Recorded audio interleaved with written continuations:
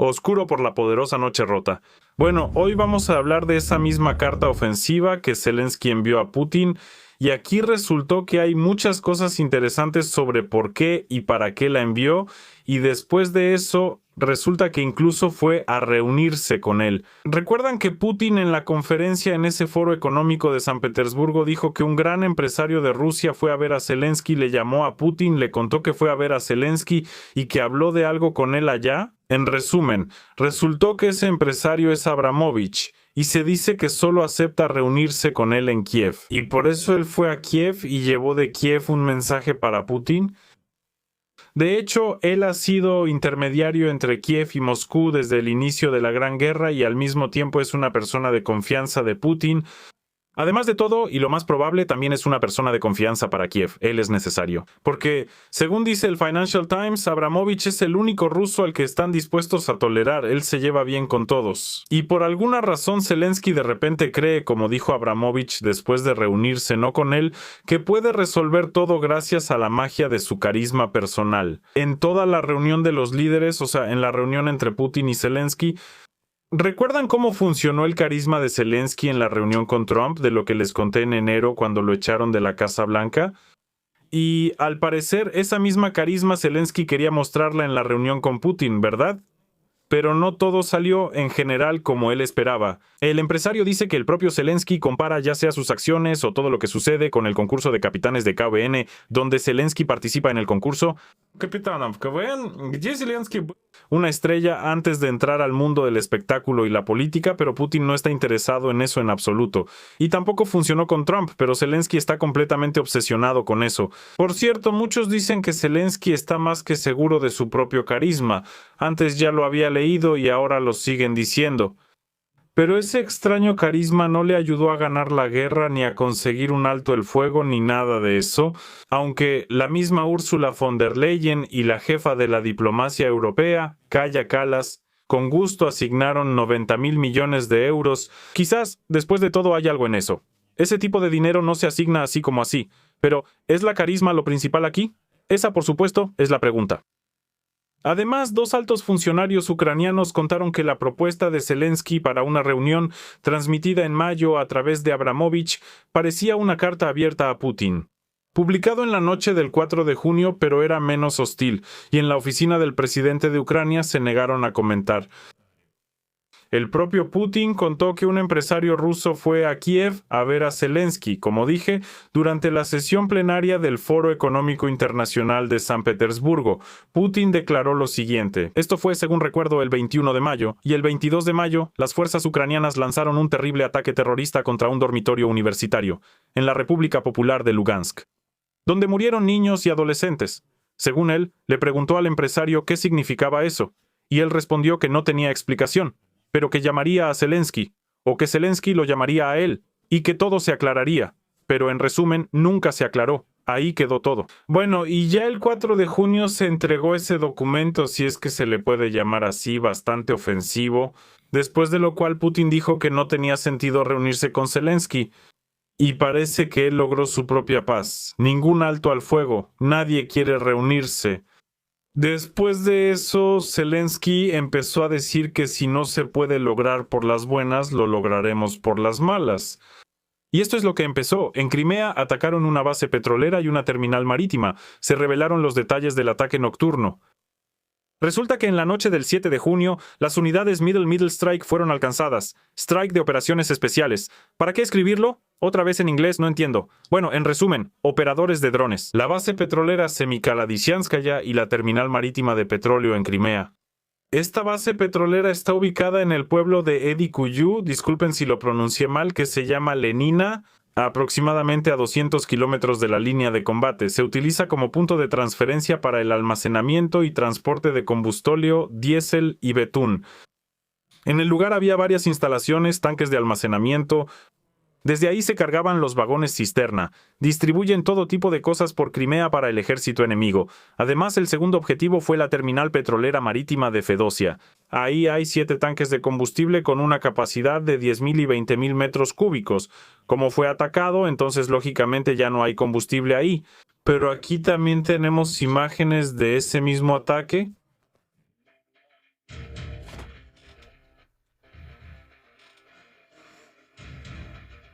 Estos son precisamente esos tanques, los depósitos contra los que se estrellan los drones. Al parecer no fue atacado solo uno, pero naturalmente si explota uno, todo eso se derrama y arde alrededor.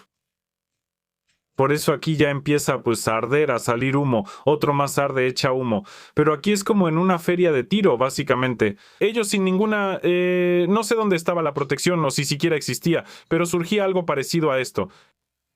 Está bien, sigamos. Después, las Fuerzas Armadas de Ucrania también atacaron un puente en la frontera con Crimea, continuando con esa misma estrategia de bloquear Crimea de la que hablé en uno de los videos. Ahora atacaron un puente cerca de Chongar en la frontera con Crimea y el paso por el punto de control de Jankoy está temporalmente cerrado. Así lo declaró Saldo, quien informó lo siguiente: como resultado, a partir del ataque de drones, se dañó la estructura del puente en la zona del poblado de Chongar, por motivos de seguridad. El tránsito por este punto de control está temporalmente cerrado y también me informaron unos conocidos que tienen familiares en Crimea que ahí hay un gran problema. Pregunté en los comentarios a los comentaristas, a los espectadores de mi canal, muchísimas gracias a quienes dieron información objetiva. Alguien decía que en algunas zonas de Crimea todo está un poco mejor, en otras todo está peor, pero me contaron que en las ciudades pequeñas, en algunas ciudades de Crimea, incluso ni siquiera hay alimentos, no es que la gente pase hambre, por ejemplo el azúcar. Hay una escasez enorme, y en las calles, ¿no? Si ves autos circulando, de inmediato se nota que es o un funcionario o alguien cercano a los funcionarios. O sea, transmito lo que me contaron mis conocidos. Muchísimas gracias a quienes me contaron. Fue muy interesante escuchar esto. Así que el bloqueo de Crimea, sea como sea, bueno, las Fuerzas Armadas de Ucrania tuvieron éxito. ¿Para qué se hace esto? Para eso, de nuevo, lo leí de analistas militares para que esta zona quede debilitada en el sentido económico, reducir las reservas de combustible.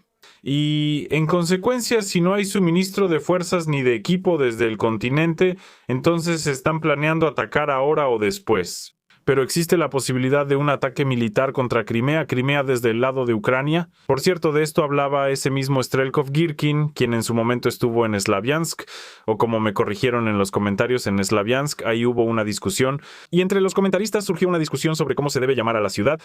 Y como resultado de eso, todo esto empezó a desarrollarse. Así que creer en esto o no, la verdad no sé, pero en general tiene lógica. Escriban en los comentarios qué piensan al respecto. Crimea realmente está en peligro ahora, al menos en términos económicos. Y sin importar si habrá un ataque o no, ahí hay enormes dificultades logísticas. Ahora los drones están bloqueando la ruta terrestre y ahí, en general, la situación ha llegado al punto de que ya varios cientos de camiones han sido atacados. Alguien está parado en algún lugar, escondiéndose, no pueden pasar. Y por el puente de Crimea, el tráfico tampoco es muy activo en este momento. Al menos eso es lo que hay en las fuentes de acceso público. Lo siguiente es que en la República Popular de Lugansk también prohibieron el transporte de pasajeros por tierra hacia Crimea. O sea, también es un gran problema.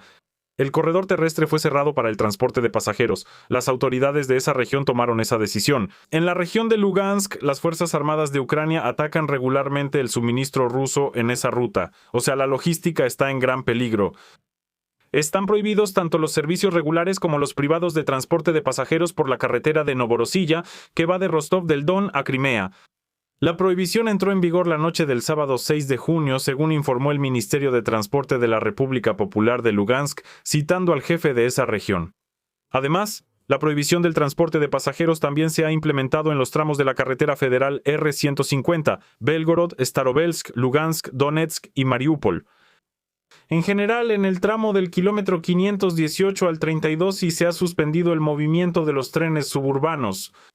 Esta prohibición no aplica a los conductores de autos particulares, pero tampoco se recomienda que circulen por estas rutas, así están las cosas. Nuevamente, escriban en los comentarios si lo confirman o no, es interesante, y en uno de los videos también recopilaré opiniones, como dije, y las compartiré. Por supuesto, todo esto es anónimo en YouTube, todo esto se puede hacer, así que creo que no hay problema. Lo siguiente es que la guerra continúa, naturalmente, no solo en dirección a Rusia, sino también hacia Ucrania. Los ataques los realizan no solo las Fuerzas Armadas de Ucrania, sino también las Fuerzas Armadas de Rusia. Por ejemplo, un ataque contra la Federación Rusa. Hubo un ataque de la Federación Rusa en Zaporilla, y ahora en Zaporilla también hay grandes problemas, porque una de las zonas de esta enorme ciudad se quedó parcialmente sin electricidad. Así lo informó el jefe de la administración militar, Iván Fyodorov. Y las autoridades advirtieron sobre la amenaza de que Rusia utilizara bombas aéreas, lo que, en general, fue lo que ocurrió. Como resultado del ataque, en la noche del 7 de junio se desató un incendio. En ese momento, los servicios de emergencia fueron enviados al lugar. Y debido al ataque, una de las zonas se quedó sin electricidad. Durante la noche, las autoridades advirtieron sobre la amenaza del uso de bombas aéreas guiadas y ataques con misiles balísticos en la región de Zaporilla. En Kiev, al menos 2. Esa misma noche hubo una alarma por un dron. Aquí está ardiendo algo. Claramente es una casa en construcción. Pero aparentemente ya también fue atacada.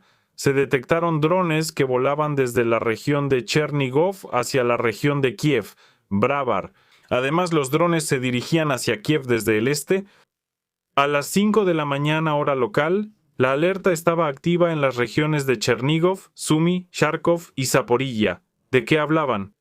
Los servicios correspondientes, y el asesor del ministro de Defensa de Ucrania contó que Moscú está atacando las conexiones de transporte entre Kharkov y Sumy. Esto se hace para debilitar al ejército ucraniano. ¿Qué más? Ucrania también declaró que un dron ruso atacó un almacén de combustible nuclear gastado en Chernóbil. ¿Por qué hace esto la Federación Rusa? Es absolutamente imposible de entender. Pero así es. Y la empresa ucraniana Energoatom dice que un dron ruso, en la noche del 7 de junio, impactó en el edificio del almacén centralizado de combustible nuclear gastado en Chernóbil. Como resultado, el edificio de recepción de contenedores quedó parcialmente destruido. En él no se almacenaba combustible nuclear gastado, pero se produjo un incendio cuya superficie fue de 40 metros cuadrados. El incendio fue extinguido, no hay problemas. El nivel de radiación en el territorio de la instalación permanece dentro de los límites normales. Y finalmente Zelensky, ¿qué? Zelensky visita el Reino Unido. ¿Para qué? Bueno, vamos a ver. Aquí está la excelente visita de Zelensky a ese Reino Unido. Aquí está nuestra televisión para el video y aquí está el propio Zelensky. El poderoso líder bajó y aquí lo recibe una gran cantidad de personas, prácticamente todos, incluido el propio piloto del avión y un par de tipos que saludan a Zelensky y lo llevan a reunirse. ¿Con quién? Con ese autogenoso Merce, por supuesto, con Macron y también con Starmer. Las negociaciones serán, como siempre creo, poderosas, inquebrantables, fuertes, y las decisiones que se tomen ahí serán simplemente talladas en piedra y luego doradas. Porque esa es una decisión al nivel de haz lo que debes, lo que no debes no lo hagas, la guerra es mala, la paz es buena, lo negro no es blanco y lo blanco no es negro. Bueno, sentencias como esas siempre son el resultado de las negociaciones de esos poderosos líderes. ¿Para qué se llevan a cabo aparte de verse tal vez entre ellos y otra vez hablar de esas dificultades que todos conocemos? No lo sé, pero de alguna manera, sí, ellos hacen todo eso. Y se gastan otra vez los recursos de los contribuyentes simplemente porque, bueno, ¿por qué no reunirse unas cuantas personas para pasar un buen rato? Quizá en algún otro lugar también construyan casas juntos, algo así como estas, para que no solo haya una corporación, una dinastía, sino también esta coalición de interesados, con una residencia en algún lugar de Panamá o incluso construirán allí sus propias villas. Y después de que esto aquí termine algún día, sí, ellos se retirarán, todo esto se basará en el respeto mutuo, la tranquilidad y el consumo conjunto de todo tipo de bebidas ya lejos de la política. La gente organiza su vida como puede, no somos tú y yo. Allá hay muchas más oportunidades. ¿Y qué? Y los líderes sudorosos ya son de otro tipo, vamos a verlos también porque sin ellos no pueden prescindir de ellos ni por la mañana ni por la noche. ¿Hay alguien aquí? ¿A quién deberíamos ver primero? Vamos a elegir ahora. Bueno, por ejemplo, hay uno así. Sí, así son. Shvaika, una coincidencia muy afortunada entre el nombre y el apellido. Igor Shvaika nos cuenta a dónde. Un video muy interesante. Aquí Shvaika cuenta cómo todo está perfecto en el frente, cómo todo está bien allá. Y todos pueden ir como cocineros y como conductores, pero la periodista le pregunta astutamente, ¿y a dónde si ahora todos pueden ir como cocineros, oficinistas, economistas, cantantes? Entonces, ¿a dónde se fueron los anteriores? 2 cuadros, ¿no? Si los asaltantes ya no le sirven a nadie y de repente solo se necesitan conductores. Sí. Conductor de autobús. Serás conductor, serás cocinero, serás oficinista, lo que sea civil. ¿O acaso no llegaremos al punto en que todos se vayan al ejército como conductores, cocineros, oficinistas, barberos? Y entonces, ¿quién irá a la infantería? Esa es una pregunta directa al grano. Schweika hasta se quedó helado, piensa, caray, Dios mío. Esa es una pregunta que no estaba prevista en el telemaratón. ¿Qué debo responder? ¿A dónde se fueron los cocineros y conductores anteriores? ¿Se fueron a la infantería? ¿Se fueron a la infantería? ¿Patvis? Tú eliges. Del lado hay 3 opciones de trabajo. La frase memorizada distingue a Schweika. Bueno, es como el pájaro gaborón en la película sobre Alicia, y en realidad tú haces la elección con inteligencia y astucia. Bueno, aquí la inteligencia y la astucia son negativas, pero destacan mucho a Schweika porque Schweika es un chingón. También tenemos el general Umelchenko, ex jefe del SBU, que por alguna razón quitó la bandera de Ucrania de la pared y antes la tenía al revés. Y ahora está diciendo cosas malas sobre Trump. Pero es obvio que el abuelo jubilado conoce bien a Trump, aparentemente se comunica con él personalmente y le cuenta cómo son las cosas, por eso Dasha felizmente le hace la entrevista. China, cómplice del lado de Rusia, y Ucrania es donante de Trump, así como yo soy opositor militar del gran no Putin. Ajá, ahora el abuelo llama a Trump cómplice de varios crímenes de guerra. Y ahora, atención. Y aquí está. ¡Atención! ¿Dónde está la verdad? ¿Dónde está el bien? ¿Dónde está la justicia? ¿Dónde hay luz? Ahí está Ucrania. Ajá. ¿Y quién está en contra de Ucrania? Rusia, Bielorrusia, China, Corea del Norte, Irán. Y al lado, cerca, está Estados Unidos, Ucrania. ¿Y quién está en contra de Ucrania? Rusia, Bielorrusia, China, Corea del Norte, Irán y al lado, cerca, Estados Unidos de América. Al lado, cerca, Estados Unidos de América. Ajá, ahora hasta Estados Unidos está en contra de Ucrania. Bueno, eso yo creo es maravilloso. Pero del lado de la luz está Ucrania con el reclutamiento forzado de la población, con problemas económicos, con esos miles de cabezas parlantes que cuentan cómo en Ucrania todo está bien. Eso es bondad, de verdad, la llevan a las masas. Y luego cuando se lo echan en la cara a quienes escuchan todo eso, simplemente no te puedes quitar de encima esa bondad y esa luz. Huele tanto a bondad que de verdad, ¡ay! Dasha, si tú fueras mi presentadora, yo te mostraría. ¿Qué es esto? ¿Qué es esto? ¿Qué está pasando? Dasha está feliz, o sea, ella tiene como 30 años, ese ex general tiene, no sé, ya como 90, supongo. ¿Qué le va a mostrar y por qué? Aquí surgen muchas preguntas. Enseñamos a los enemigos de Ucrania lo que se puede mostrar, pero no lo haré en su presencia. Gracias. Sí, la televisión ucraniana, claro, tiene un nivel extremadamente alto ahora. Y aquí hay otra combatiente, miren, la chica acaba de salir de la trinchera. Y ahora ella, como siempre, en un estado agotado, cuenta que hay que golpear a Rusia. Bueno, al parecer, ella y este periodista son los primeros en querer ir al frente, a alguna línea de árboles para asaltar junto con el viejo de antes a alguien y mostrar los resultados en cámara. Nosotros, por nuestra parte, vamos a presionar en el frente.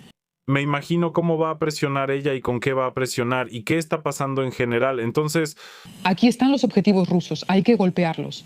¿Y con qué? ¿Con qué vamos a golpear? ¿Con belleza, inteligencia, ingenio, proyectiles? ¿Qué? ¿Con qué? Y posiblemente eso nos permitirá demostrarle a Rusia que debe detenerse. Eso no significará el fin de la guerra. No, no lo será. Vamos a golpear, pero no será el final de la guerra. El hombre a la izquierda hasta se tensó, piensa que no quiero golpear con nada, que mejor ella golpee. Y luego el hombre que no golpea, y nada de todos los planetas como Juana de Arco. Serán las luchadoras Rushuk con esto, con la bandera, con la espada en la cadera fuerte y adelante contra el enemigo, mordiéndose en su cuerpo con los dientes. El periodista se quedó dormido en ese momento. Se pelearon. Y esperaban otro episodio así. Esto se llama algo así como calidad tal. ¿Qué episodio va a esperar? ¿Cuánto tiempo va a esperar? ¿De qué se trata ese guión? Nosotros teníamos un plan y lo seguimos. Pero los voy a sorprender y ahora, además de todo esto, voy a traer de vuelta a Dikish, porque Dikish no ha estado aquí desde hace mucho tiempo. A él apenas logré meterlo en la televisión porque cada vez es más difícil. Pero vamos a escuchar qué nos cuenta este Gromoseca. Nuestro principio lo cuenta Gromoseca. Entiendo, las fuerzas ucranianas de sistemas no tripulados han revelado que no sabemos cómo ser efectivos en nuestras propias familias. No es la única, pero es una de las razones importantes y clave por las que ahora, por cierto, ya es hora de constatarlo. Los lentes de aumento son muy interesantes, pero no se entiende nada. Es difícil entender qué nos está contando Dika y por qué está sentado en un barril. El sonido es como si viniera de un barril o de otro lugar, pero como somos un canal cultural, mencionamos el barril y no ese otro lugar que no se puede mencionar. Por ahora hemos tomado la iniciativa y muy lentamente, pero estamos empezando a ganar este juego. Subtítulos, ajá, Dika va a ganar la guerra, entendido. Nuestro Fab 3000 Pro Max Ultra Mega ya está ganando la guerra. Él está sentado, obviamente es en alguna oficina, ya sea en el Ártico o en la Antártida.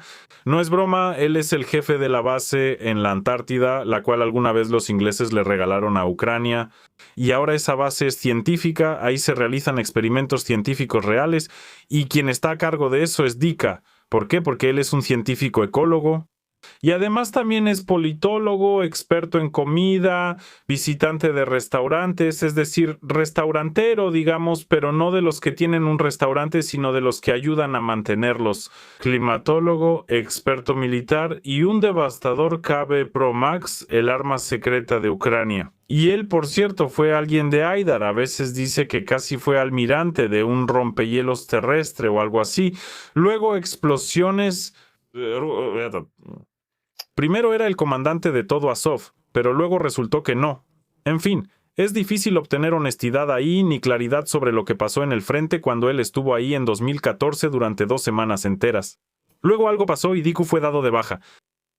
Ahora es un héroe que va por ahí contando cómo se debe pelear y al mismo tiempo dirige una estación científica en la Antártida. ¿Y qué? Pues eso es todo.